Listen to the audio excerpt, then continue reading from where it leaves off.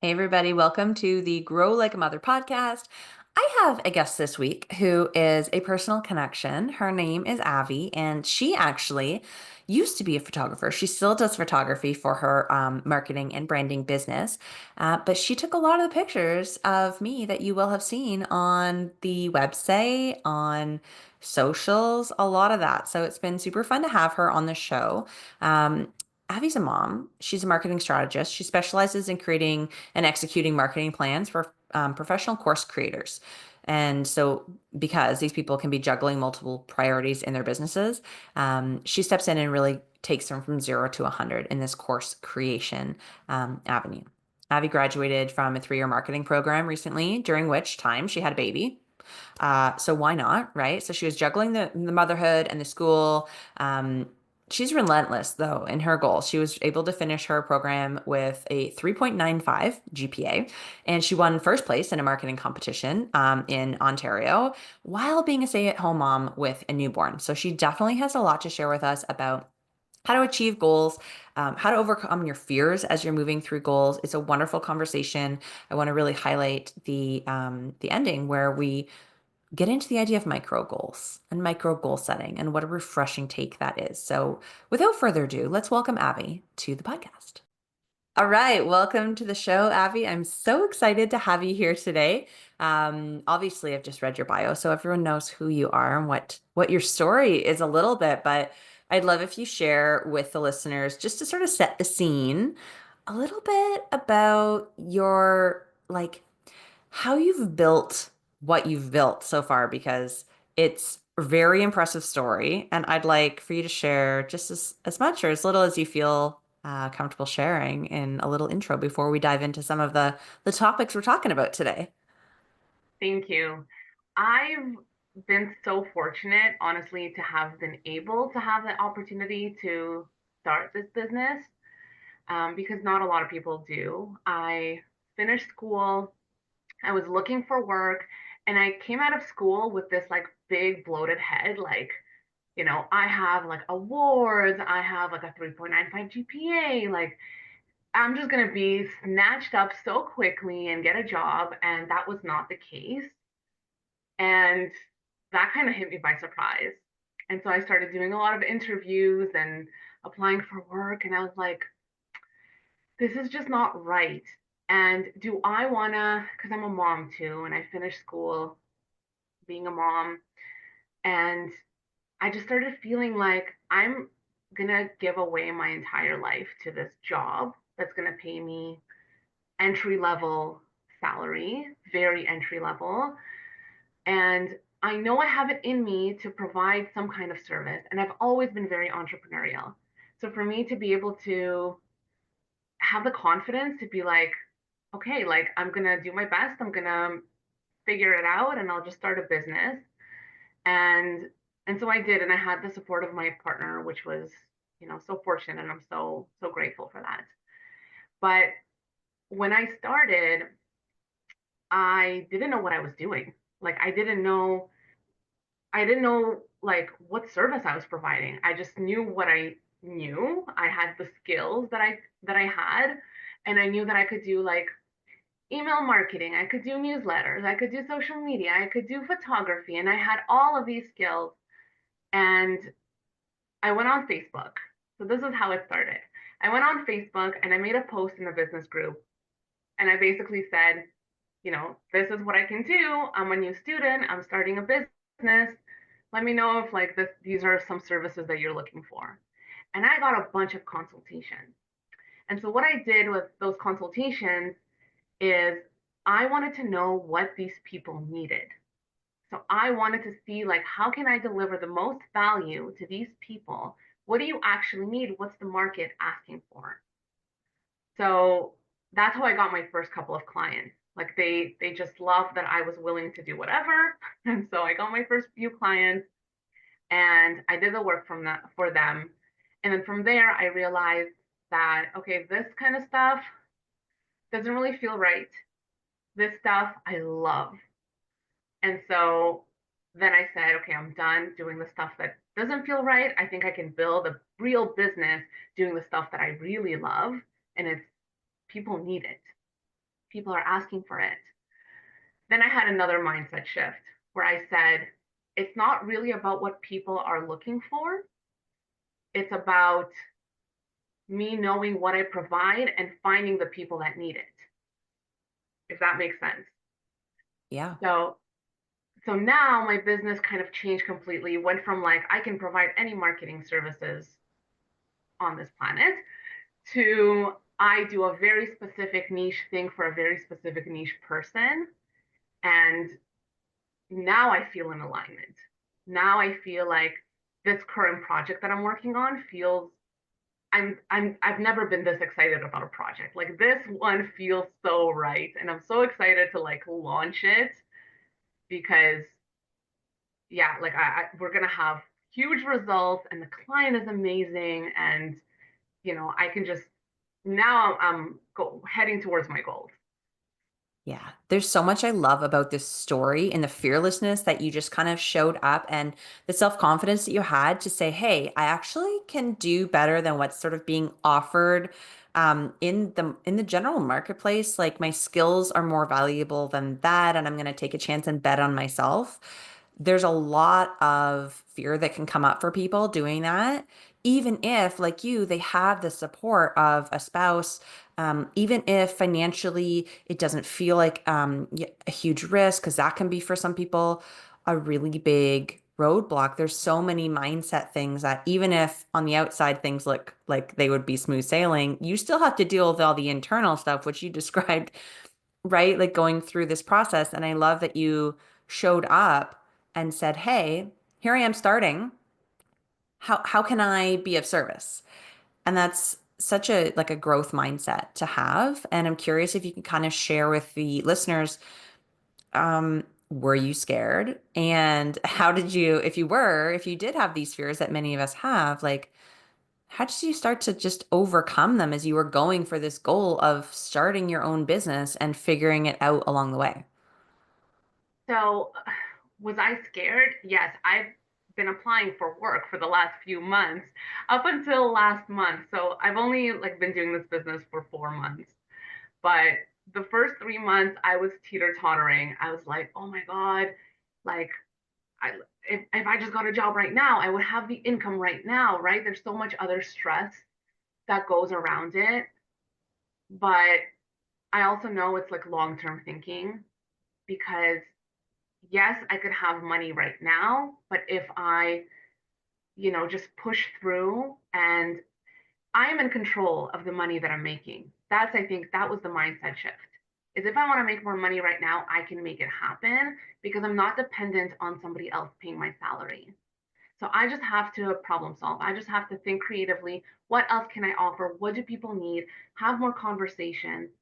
And I think because I have this background in marketing, I understand the foundations of building a business. I truly think that marketing is business. It is how you build a business. And, knowing your target audience, doing that research, that's all part of marketing, but it's also part of growing your business. So yeah, just constantly having conversations with people to see what they need and what extra services can I possibly offer to supplement that income that I'm not getting regularly. Yeah, I love that. I feel sort of compelled to interject a quick story here because it's just such a relatable tale, right? Like this is why I love, so it's your first podcast. We talked about that and you were saying like, okay, that's another, like you've overcome a fear to get out and talk about the business, right? So all of these steps where you're continually just showing up and overcoming the fears, which is amazing. And I think a lot of the listeners are going to be resonating with you and what you're saying and realizing like, oh, Avi's gone ahead and gone after her dream and she's just figuring out, she doesn't have it all figured out and she's figuring it out as she goes. And I think that that's really powerful to be able to see and well, hear, unless you're watching this on YouTube, but hear yourself in someone else's story. Um, and I just want to share something. I have never actually shared this on the podcast, I don't think before, but thank you for opening up the door to kind of this conversation. Um, when I first quit my job to start my business, it was just over a year ago now that I've been like full time doing it. And the income didn't come as quickly as I expected it to, right? And in the ways that I expected it to, because I, unlike you, was very rigid in what I thought my business would look like. I didn't have that, um, the foresight to sort of show up with, I don't know, a little bit more openness, right? And what I ended up doing was going again on Facebook. Facebook is such a wonderful tool, isn't it? Especially for Yeah. business. But I went on and I was like, hey, I'm still here for the moms. I still want to help the moms. And as I build my speaking business, uh, how can I help you in your day-to-day life? Do you need help with laundry? Like, do you want someone to scrub your toilets? How can I come in and just do like one or two tasks that can be helpful? And what's helpful? And again, huge response. And so now I've got two businesses. Now I have like a cleaning business that I run, which is completely shaped based on feedback from people. And as I've been going through it, same thing as you. And so I just want people to realize like this is something that happens is that you start being very open to feedback and then you hone in the things you really want to do and you shape the business to be how you want it. So it doesn't always feel like sort of controlled externally, but that's a really important part of starting because then you get to understand the types of clients you want to work with, the type of work you want to do, how much you should be charging for your work, um, and a whole bunch of other things. So just, I mean, kudos to you for figuring this out. This is fantastic. And to you too. Like that's such a good story. I think a lot of us have this like vision of like, we have this vision of what our business is gonna look like. And I know a lot of stories like that, and then it doesn't really work out. And so you sometimes give up. Yeah. But really, you just have to be flexible. You have to listen, really listen to what people are saying because they might not need like your main service, but maybe they need something kind of on the side that could actually grow into a huge business. hmm Yeah, it's so true. And keeping that open-mindedness as you go through business. Business is such like a metaphor for life. Like entrepreneurship is such a metaphor for life. Like you continue to grow and learn. And that's, I think, what I love about it. Um, and I want to know like what, so you said you were super excited for this phase of where the business is taking you. Like, can you share with us a little bit about what that is going to look like for you? Yeah. So, like I said, it started off with like I do all of the marketing services, whatever, but I'm a strategist at heart. So, I built a few strategies for a few different clients, very different, diverse clients. And then I realized that I'm really passionate about courses, especially like continuing education courses. Because a lot of people, and this came again from research, it just kind of happened, it came my way. And talking to people, I realized that a lot of professionals, let's say therapists, dentists, hairstylists, have this knowledge they want to pass on and they create a course and they expect that just because like they're so knowledgeable, it's such a good course that the enrollments are just going to come in. But that doesn't really happen if you're not properly marketing yourself. And for me to help them, it's I think the difference, I realized this just the other day, was the biggest difference for me is that I'm taking them basically from 0 to 100 instead of just like changing their strategy a little bit or helping refine somebody's strategy, somebody who's already doing well. I'm going 0 to 100 for them. And hmm with courses too, like that is game changing for a business because it's 100% profit. Yeah. It's so cool, just to see the parallels in your story to what you're doing now, because it's often sort of said, I don't know if you've heard this, like we teach what we're here to learn type of thing. And so I'm just reflecting back to the beginning of the episode when you were like coming fresh out of school and you were like, you were you were expecting all the offers, like, hey, I've done the thing. I have a ton of knowledge. And then so many of us are also in that frame of mind when we start our business. It's like, hey, my website is up. Yes, now all of the people will come, or I've built the course, I've built it, they will come. And that's just literally not how it works. And that can be super deflating. So to have somebody like you to be able to walk, especially a new entrepreneur or an entrepreneur who is developing a new phase of their business, like courses, there's a lot of businesses, a lot of coaches, a lot of experts out there who are helping established businesses scale, Mhm. But what about those of us who are figuring out the foundational aspects of our business? We're not thinking about scaling yet. We're just trying to figure it all out to get the money flowing in. And so it's super cool that you're helping businesses at that level. I really love that. Well, it's kind of true, but I am focused more on people who already have established businesses who are opening up a new branch, Mm, which is courses to kind of help like it just helps with revenue, right? But I have been talking to a lot of like new course creators. They don't have frankly, they don't have the income to be able to pay me for a strategy because yeah. that could be expensive. So now I'm hearing people talk about how they need this. So I'm like, okay, what kind of service can I offer for a smaller budget? Hmm. So that's how my business is just now I'm just open to this feedback. That's how my business is going to evolve is listening more to other people and changing my services or adding new services that other people can benefit from. I love that. It's just that continual like service, like that word just keeps coming, a service mindset. Like you're showing up in service to the customer, even if they can't be your customer yet. And then using that sort of the knowledge that you have and the desire that you have to help and to serve to create new offerings and to help businesses who might not be at that stage where they can afford it yet. And that's a big thing that if you're listening and you're building a business, I want you to hear that it's really expensive to get started. Like it always takes more time and money than you think it's going to. And again, this leads us often to quit on ourselves early, to not like we need to get really scrappy in the beginning. We need to figure out how it works, just like Avi's doing. Like figure out the ways that you can start, even if you don't have the income yet, even if you don't have the client yet, even if you don't know exactly what the hell you're doing yet. It's that passion, I think, that runs us in the beginning. Yeah, Yeah. exactly. Yeah. Oh man. So, okay. Next, I want to ask you how you balance it as a mom because you're not just one person doing one thing in the world. You have a lot of stuff going on. And so what does that look like for you day to day? Do you find it difficult to manage? Is it a balance in that usually everything's kind of equal, or do you find that balance kind of like you're balancing things all the time? And so some things take on more importance some days than others. I'm just curious for you. So I feel like an awful mom saying this, but it truly fills my cup doing this business. And I love being a mom. I don't love the nights. I've had a rough couple of nights lately. I have a toddler.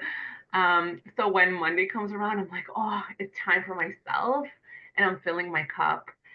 Um, and yeah, and I structure my day where I know, time with my daughter is time with my daughter. So I keep my phone away. I'm trying to engage with her and play. And, you know, during work hours, I'm working. So that's been really, really helpful. That's a good way to do it because I am the same as you, and I do have some guilt or shame or like societal Yeah. pushback against saying like I love my work truly. It really is what I want to be doing all the time. And I love my kids, and I love being a mom too, but not to downplay the importance that work can have in our lives. Um, but when we love it so much, there can be a tendency for it to leak into the non-work time in really sneaky ways. So I love that you're super boundaried around like your work time. And then when you're with your family, having the phone off or away so that you can be present. Those are really good strategies because it can kind of consume you a little bit when you get into work that you love. Yeah, I know. And then you feel guilty, right? When you start pulling out your phone in front of your kids and you Yeah. can see them, they want your attention, they don't know how to say it. And that often breaks my heart. So I really try to keep, you know, my family life and work life separately. And the way that I structure my day, I have like certain goals that I'll set for the day. And once like 4 p.m. hits, like I'm done. I can pick it up pick it back up after bedtime, but often like I need that time for myself. So I don't know. I do have a little bit of like guilt and shame, like you said, also around how much time I spend on work. But I often think about, you know, there was a podcast that I listened to, and I don't really remember which one. And it was talking about different kinds of businesses that you can build. One where it's like a really big like growth business, and oftentimes you'll have to work like long, long hours to build that business. But you could also build a lifestyle business where it's basically supplementing income that you would get at work and probably more. But you're getting that flexibility and you're getting your time back. You're getting control over your time.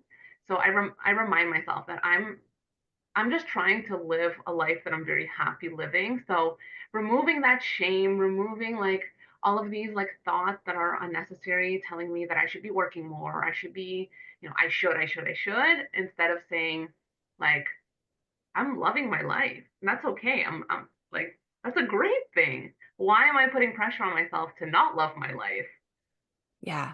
And especially like that's the point of being able to work for yourself. Like you had said earlier, like being in control of your money and your time is like so that you can enjoy it, so that you're not constantly working, so that you have the ability to shape your life in whatever way you want and show up, to the preschool recital concert or whatever, if that's what is going on that day.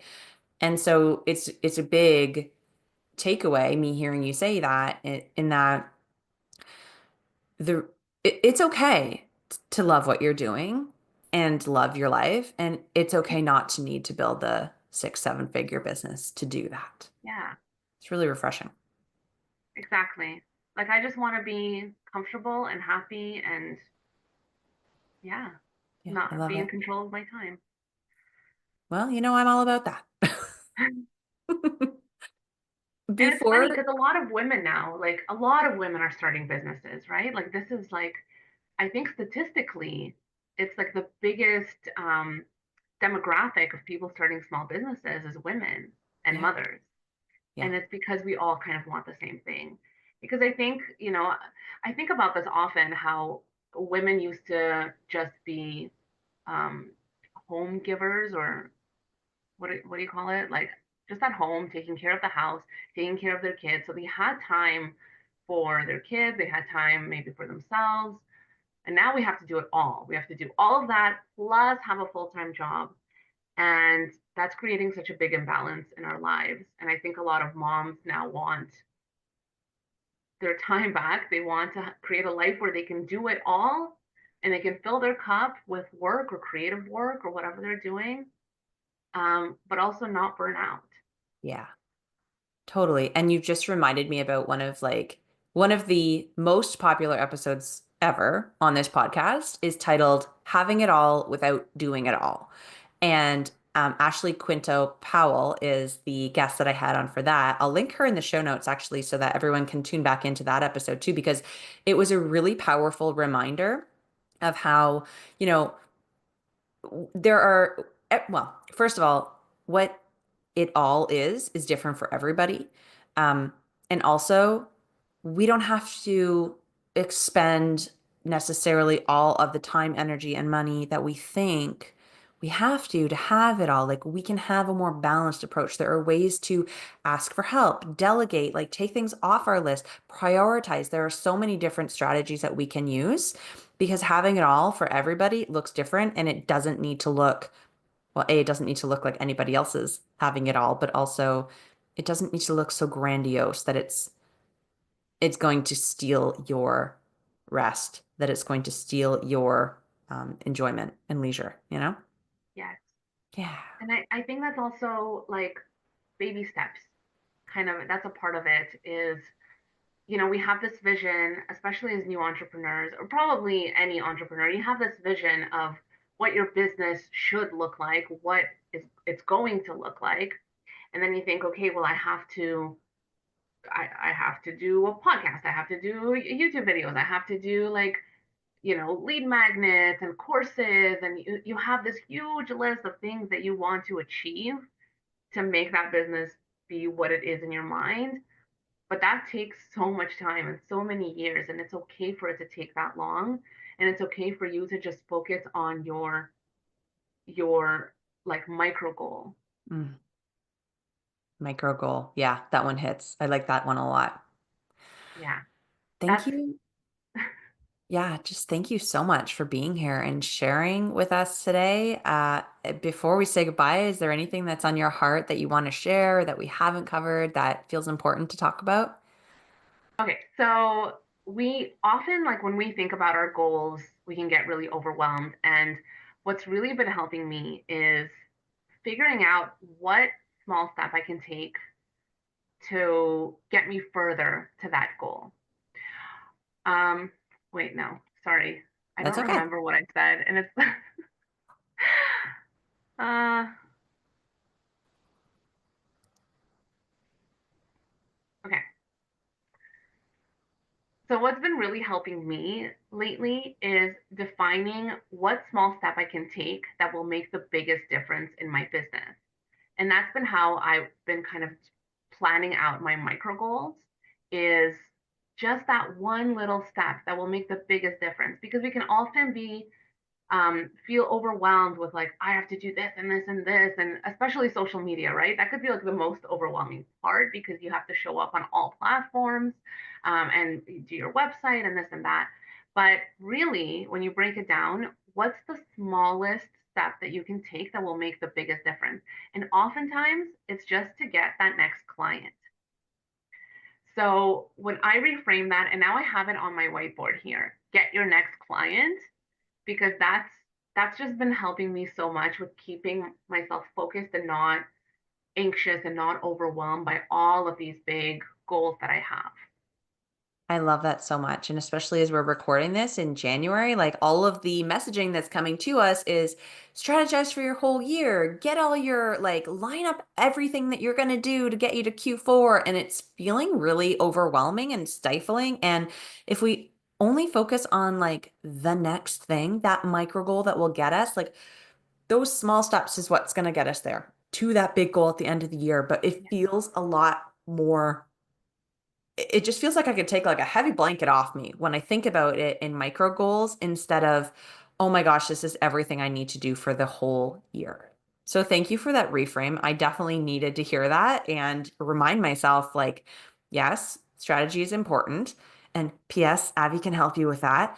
But also, we need to break it down into these really actionable, really realistic steps that are going to ensure we can continue to move forward. Because if you don't get that next client, you're not making it to Q4. Like what's important is often what's right in front of you. exactly. And I think maybe you feel the same way, but I'm always listening to some kind of guru teaching me how to grow my business. And every guru has their own methodology and their own wisdom. And it can be so overwhelming. So sometimes just like clearing all of that out and just really hyper focusing on what's going to take me the furthest in in the easiest way possible. That's been game changing for me. It's just get your next client. Yeah. And that's actually one of my goals for this year because I tend to buy the courses and enroll in the programs and learn and learn and learn and learn. And they contradict them like each other, right? All these different Yeah, teachers I'm learning from. And so my goal this year is to not rely on other people and to trust myself that I can get the business, like that I know the right next step, that I know the direction, that I don't feel obligated to complete someone's framework if it doesn't match what I know and what my clients are telling me. So full permission to everyone listening. Trust yourself. I love that. Yeah. Well, thank you so much. If people want to connect with you, where is the best place to find you online and to get to know you better and get to work with you? So if you want to work with me or you just want to have a consultation about your marketing your course, you can book a discovery call with me on my website, borntoleadbranding.com. It's just a 30-minute in my calendar. You can book at any time. And you can also find me on my socials. It's Born to Lead Branding across them all. I love it. Thank you so much for your time and your wisdom today. It's been an absolute pleasure. And for everyone listening, until next week, keep on growing like a mother.